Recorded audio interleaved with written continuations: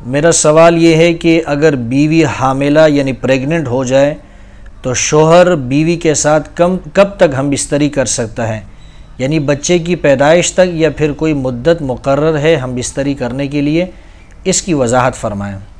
देखिए, बीवी अगर हमल से है, प्रेग्नेंट है, तो उसके साथ भी हम बिस्तरी करना जायज़ है। शरीयत ने इसके लिए कोई हद मुकर्रर नहीं की कि अगर बीवी को हमल ठहर गया है तो 1 महीने तक, 2 महीने तक या 6 महीने तक आप हम बिस्तरी कर सकते हैं, फिर नहीं कर सकते हैं। ये बीवी की तबीयत के ऊपर और उसकी नशात के ऊपर है।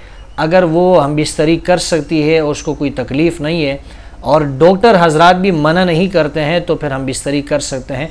लेकिन अगर डॉक्टर हजरात मना करते हैं, डॉक्टर हजरात इसकी इजाज़त नहीं देते, बीवी की सेहत पर असर पड़ सकता है, बच्चे की सेहत पर असर पड़ सकता है, चाहे वो इब्तिदा की अयाम हो, चाहे बच्चे की पैदाइश के करीब अयाम हो, तो फिर इस अमल से यानी बीवी के साथ हम बिस्तरी से इज्तिनाब करना चाहिए, उससे बचना चाहिए। खुलासा ये है कि शरीयत ने इसके लिए कोई वक्त मुकर्रर नहीं किया है। हाँ, अगर डॉक्टर कोई पाबंदी लगाता है तो उस पर अमल किया जा सकता है।